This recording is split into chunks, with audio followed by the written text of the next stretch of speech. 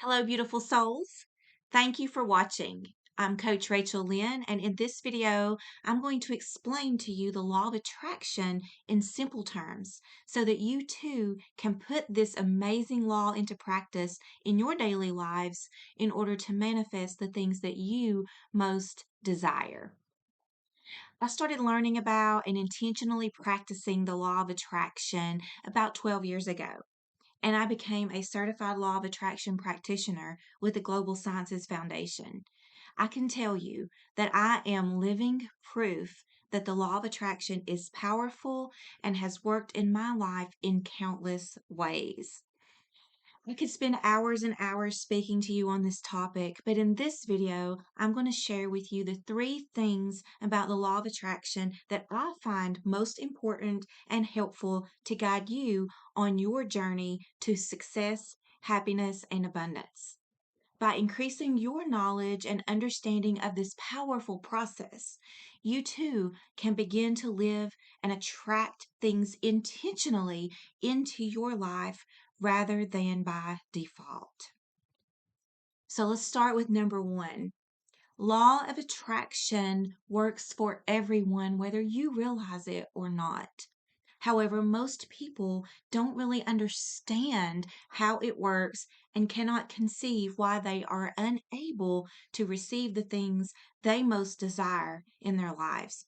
And thus, they live a life full of frustration and lack, which continues to attract exactly what they do not want, which is more frustration and more lack. You can begin to attract into your life the things that you haven't quite found a way to attain, and do so in a manner that requires less physical effort and more conscious thought processes, which create the right corresponding actions. The short definition of law of attraction is like attracts like. Every single person, every single thought emits a vibrational frequency. When the same negative experiences keep showing up in people's lives, they become accustomed to things having a bad ending or not working out for them. So they begin to expect it. They are aligning with the frequency of what they do not want. And then, when those things keep happening and showing up, they hold the belief and say to themselves, I knew it, missing the crucial awareness that instead of it just happening, they created it. So, number 2, you don't have to know every single step to your desires. You just have to align your energy and vibration with what you want. And it's really that simple. So let me give you an example of how I used the law of attraction in my life and manifested something that I really, really wanted to have happen, but manifested it more quickly than it would happen for most people. You see, in 2008, I started working on a self help book. I spent 10 years working sporadically on the content. Other people would say to me, oh, you'll get 10,000 rejections before any publisher will take your book, if you are even lucky enough for a publisher to take it. I did not let these comments enter my stream of thinking, and I said to myself, no, that is not going to be my story. As I got closer to the completion of my book, I remember that I would walk at the track at my local high school. And throughout my walk, I would repeat to myself, I am a published author. I am a published author. And even though my book was not published or even completed at that point in time, I literally did not have a clue how I was going to make this happen. All I did was believe and felt in my soul that it would happen for me, and more quickly than everyone had tried to make me believe. You see, what you say to yourself repetitively, over and over with strong emotion, programs your subconscious mind, which controls 97% of your behavior. And what happens is most people are programming their mind and aligning with the energy or vibration of lack and disappointment. My story is quite miraculous. And I knew that one day I would be sharing it with others to someday inspire them that they too can receive the desires of their hearts. So, this is how it happened for me. I kept believing. I kept feeling the feeling as though I just received word that a publisher wanted to publish my book. I would feel it as if it were happening right now, despite not having even sent it to the first publisher. I felt the excitement. I felt how proud that I was for achieving this. And I also felt the satisfaction of how many people would benefit from the content of my book just by reading it. At this time, I was working for a university, and a coworker had vacated her position and asked me if I wanted 2 books. I said, sure. I got the books, put them on my bookshelf. They sat there for 2 years. One Friday evening, I had locked my office door and was heading home. It was a Friday night into the weekend, and something very powerful came over me. And what my thought was that I needed to go in and get those books and take them home and read them that weekend. It was so strong that I went back to the building, unlocked my door, and grabbed those books. One of the books was called 3 Feet from Gold by Sharon Lechter and Greg Reed with the Napoleon Hill Foundation. When I read that book that weekend, the book mentioned someone by the name of Dawn Green, who was the executive director of the Napoleon Hill Foundation, whose office just happened to be on the same campus as the university where I was working, although I had never met him. So it was so strong. It was like chills and electricity went through my body that said I needed to contact him. And that's exactly what I did. I contacted Mr. Green that Monday morning. I said I read this book and I'd like to know how to get in touch and be associated with the Napoleon Hill Foundation because I really believe in these principles. This led to him scheduling a meeting with me and me showing him the outline for my book and the synopsis. Mr. Green was impressed with my material, and being an avid author and reader of self help material, he gave me a book on writing a book proposal. But not only did he do this, once I finished that proposal, he submitted it to a major publisher. Now, here's what happened that publisher denied my proposal, but I had received something that most people never get when they submit a proposal, and that was a very detailed explanation of the steps and recommendations that I needed to do to get that book published. So during this time, I received an invitation to attend a Napoleon Hill annual dinner at the university. Would you believe that the guest speaker for Napoleon Hill Day and the guest of that dinner was Greg Reed, who was one of the authors of the book 3 Feet from Gold? Not only did I get to meet him, but I drove his wife to the hotel because they were all filming for a movie after the dinner. And it gets even more amazing. It was at that dinner that I met who later became the publisher of my book.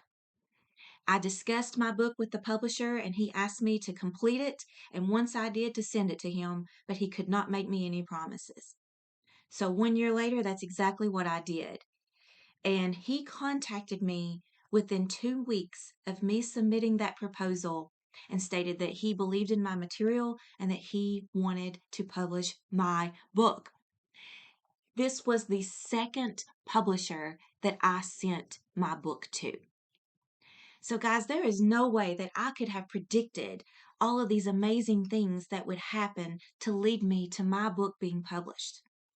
But not only did it lead me just to my book being published, it led me to become a certified Napoleon Hill instructor and an adjunct instructor for the Keys to Success course at the university. But it also put my book right beside one of the most famous books of all time, which was written by Napoleon Hill called Think and Grow Rich. So, my book, Drive Yourself Successful 11 Interstates to Personal Empowerment, was sitting right on a shelf at the New York Book Expo, right next to the famous Think and Grow Rich by Napoleon Hill. I just think that is such an amazing story, and I hope that inspires you and really shows you how these principles that I worked so much on really happened for me. So the third thing I want to share with you is that you attract into your life what you are focused on, much like tuning to a radio station. I want you to ask yourself this: what are the thoughts that I am most focused on day in and day out? What do I keep telling myself over and over? Am I speaking words of gratitude or complaining about what is? One of my favorite law of attraction speakers is Abraham Hicks. And she says that the more you focus on what is, the more what is you get. And if you don't like what is showing up in your life, you have to bring your attention away from it. She also states that if something in your reality is something that you do not want, you have to place your attention onto that which you do want. This is where most people miss the boat. You have to imagine things the way you want them to be and feel them as if they have already happened or are present.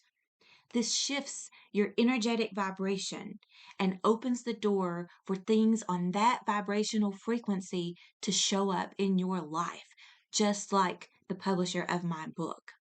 And again, law of attraction is working for you, but is it working the way that you want it to? Now, I often ask people, what is your favorite type of music? So let's say someone answers rock and roll. And I say, okay, how do you feel when you're driving down the road listening to rock and roll? And they may say something like, oh, I'm happy, I'm great, I'm energetic, I'm feeling good. Okay, then I ask them, what is your least favorite type of music? And they may give me a certain type of music. And then I say, well, how do you feel driving down the road and listening to that? And they say, oh, I feel irritated and angry and terrible. You see, most people spend their lives driving on the road tuned to a station that they do not want or that does not bring them the results they want and makes them feel bad. For example, people may say, I don't want to get sick. I don't want this relationship to end, or I don't want to fail. And they keep getting exactly what they do not want, which is illness, loss, grief, and failures. And when they experience these things, they hold on to the irrational belief that they are destined for these negative outcomes. And thus they keep experiencing them. Are you starting to see now how people create their own realities? I then proceed to ask the question, why would anyone get in their car, tune to a station that makes them mad, sad, or angry, and leave it on that station during a long road trip, when all they have to do is change the station? Why would anyone plant apple seeds and expect to harvest oranges? So remember, whatever station or frequency you are tuned to is what will keep experiencing in your life. And only you have the power to decide to change the dial. And just a random bit of information, frequency is measured in a unit called hertz. Therefore, if what's showing up in your life hurts, or if it hurts to think about it, you have to change your frequency.